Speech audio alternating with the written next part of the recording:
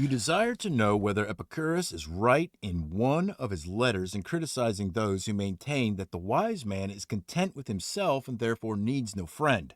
This is what Epicurus objects to in Stilbo and those who believe that the supreme ideal in life is a mind devoid of feeling, or as we say, impatience. We are bound to involve ourselves in ambiguity if we try to express in a single word the meaning of the Greek term apatheia by transferring it straight into our word impatientia. For it may be understood in the opposite sense to the one we wish, with people taking it to signify the man who is unable to endure anything that goes badly for him instead of what we mean by it. The man who refuses to allow anything that goes badly for him to affect him. Consider then whether it might not be preferable to call it a mind that is invulnerable or above all suffering. The difference here between the Epicurean and our own school is this: our wise man feels his troubles but overcomes them, while their wise man does not even feel them. We share with them the belief that the wise man is content with himself. Nevertheless, self sufficient though he still desires a friend, a neighbor, a companion. Notice how self contented he is. On occasion, such a man is content with a mere partial self. If he loses a hand as a result of war or disease, or has one of his eyes, or even both, put out in an accident, he will be satisfied with what remains of himself and be no less pleased with his body now that it is maimed and incomplete than he was when it was whole. But while he does not hanker after what has lost, he does not prefer not to lose them. And this is what we mean when we say the wise man is self content. He is so in the sense that he is able to do without friends, not that he desires to do without them not that he desires to do without them. Period. When I speak of his being able to do this, what I am saying in fact amounts to this: he bears the loss of a friend with equanimity. Not that he will then be without a friend, for it is his to decide how soon he makes good the loss.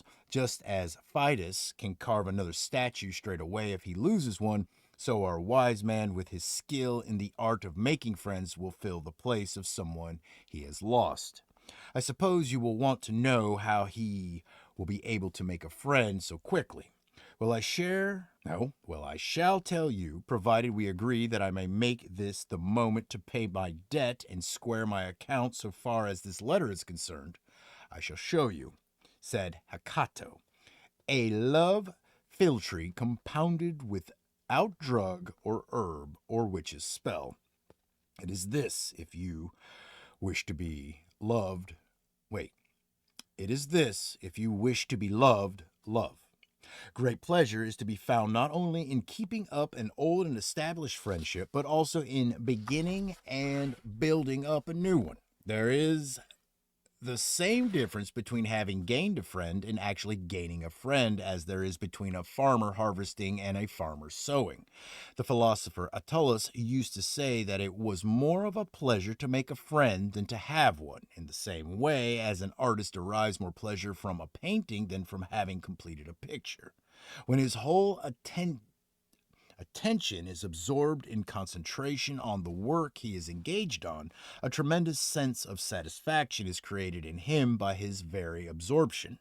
There is never quite the same gratification after he has lifted his hand from the finished work.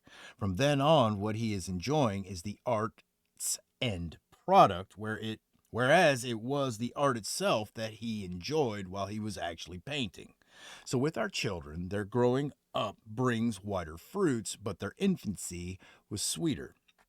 To come back to the question, the wise man, self sufficient as he is, still desires to have a friend, if only for the purpose of practicing friendship and ensuring that those talents are not idle. Not, as Epicurus put it in the same letter, for the purpose of having someone to come and sit beside his bed when he is ill, or come to his rescue when he is hard up or thrown into chains, but so that on the contrary he may have someone by whose sick bed he himself may sit, or whom he may himself release when that person is held prisoner by hostile hands. Anyone thinking of his own interest and seeking out friendship with this in view is making a great mistake. Things will end as they began. He has secured a friend who is going to come to his aid if captivity threatens. At the first clank of a chain, that friend will disappear. These are what are commonly called fair weather friendships. A person adopted as a friend for the sake of his usefulness will be cultivated only for so long as he is useful. This explains the crowd of friends that clusters about successful men and the lonely atmosphere about the ruined. Their friends running away when it comes to the testing point. It explains the countless scandalous instances of people deserting or betraying others out of fear for themselves. The ending inevitably matches the beginning. A person who starts being friends with you because it pays him will similarly cease to be friends because it pays him to do so. If there is anything in a particular friendship that attracts a man other than the friendship itself, the attraction of some reward or other will counterbalance that of the friendship. What is my object in making a friend? To have someone to be able to die for, someone I may follow into exile, someone for whose life I may put myself up as security and pay the price as well. The thing you describe is not friendship, but a business deal, looking to the likely consequences with advantages as its goal. There can be no doubt that the desire lovers have for each other is not so very different from friendship. You might say it was friendship gone mad. Well, then, does anyone ever fall in love with a view to a profit or advancement or celebrity? Actual love in itself, heedless of all other considerations, inflames people's hearts with a passion for the beautiful object, not without the hope, too, that the affection will be mutual. How then can the nobler stimulus of friendship be associated with any ignoble desire? You may say that we are not at present concerned with the question whether friendship is something to be cultivated for its own sake, but this, on the contrary, is exactly what needs proving most. For if friendship is something to be sought out for its own sake, the self contented man is entitled to pursue it. And how does he approach it? In the same way as he would any object of great beauty, not drawn by gain, not out of alarm at the vicissitudes of fortune. To procure friendship only for better and not for worse is to rob it of all its dignity. The wise man is content with himself. A lot of people, Lucilius, put quite the wrong interpretation on this statement. They remove the wise man from all contact with the world outside, shutting him up inside his own skin. We must be quite clear about the meaning of this sentence and just how much it claims to say. It applies to him so far as happiness in life is concerned. For this all he needs is a rational and elevated spirit that treats fortune with disdain. For the actual business of living, he needs a great number of things. I should like to draw your attention to a similar distinction made by Chrysippus. The wise man, he said, lacking nothing but needed a great number of things, whereas the fool, on the other hand, needs nothing, for he does not know how to use anything, but lacks everything. The wise man needs hands and eyes and a great number of things that are required for the purposes of day to day life, but he lacks nothing, for lacking something implies that it is a necessity and nothing to do the wise man. Wait. I don't like how that went. Hold on.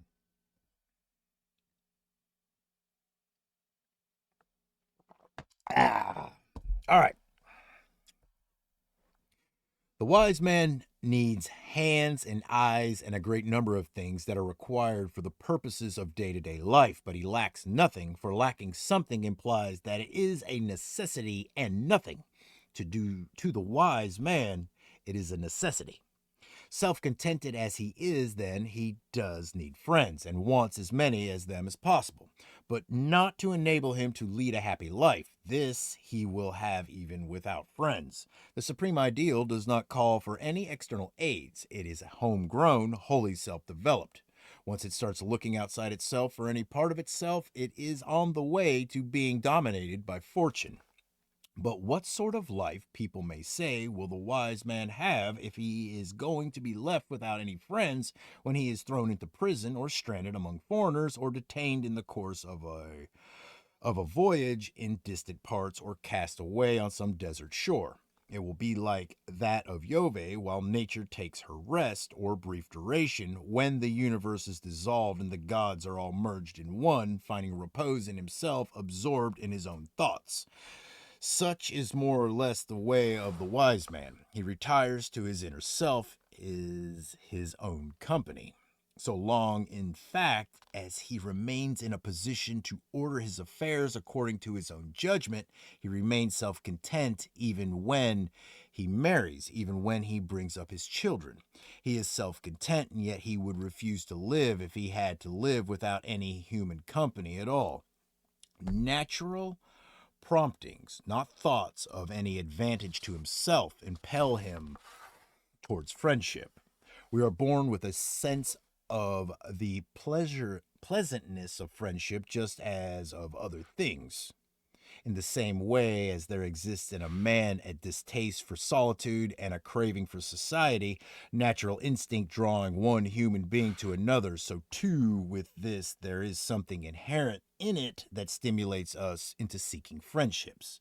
The wise man, nevertheless, unequaled though he is in his devotion to his friends, though regarding them as being no less important and frequently more important than his own self, will consider what is valuable in life to be something wholly confined to his inner self.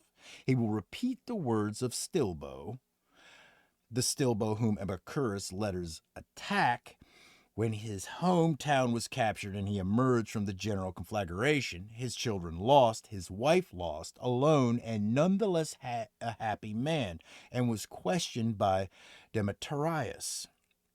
Asked by this man, known from the destruction he dealt out to towns as Demetrius, the city sacker, whether he had lost anything, he replied, I have all my valuables with me. There was an active and courageous man, victorious over the very victory of the enemy. I have lost, he said, nothing. He made Demetrius wonder whether he had won a victory after all. All my possessions, he said, are with me, meaning by this the qualities of a just, a good, and an enlightened character are indeed the very fact of not regarding as valuable anything that is capable of being taken away. We are impressed at the way some creatures pass right through fire without physical harm. How much more impressive is the way this man came through the burning and the bloodshed and the ruins uninjured and unscathed. Does it make you see how much easier it can be to conquer a whole people than to conquer a single man? Those words of Stilbo's are equally those of the Stoic. He too carries his valuables intact through cities burnt to ashes, for he is contented with himself. This is the line he draws as the boundary for his happiness. In case you imagine that we Stoics are the only people who produce noble sayings, let me tell you something. See that you put this down to my credit, even though I have already settled my account with you for today.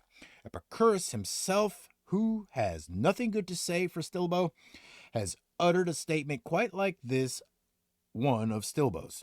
Any man, he says, who does not think that what he has is more than ample is an unhappy man, even if he is the master of his whole world. Or if you prefer to see it expressed like this, the point being that we should be ruled not by the actual words used, but by the sense of them. A man is unhappy though he reign the world over, if he does not consider himself supremely happy. To show you, indeed, that these are sentiments of a universal character, prompted evidently by nature herself, you will find the following verse in a comic poet. Not happy, he who thinks himself not so. What difference does it make, after all, what your position in life is if you if you dislike it yourself. What about so and so, you may ask, who became rich in such a despicable manner, and such a person who gives orders to a great many people, but is at the mercy of a great many more? Supposing they say that they Supposing they say they are happy, will their own opinions to this effect make them happy?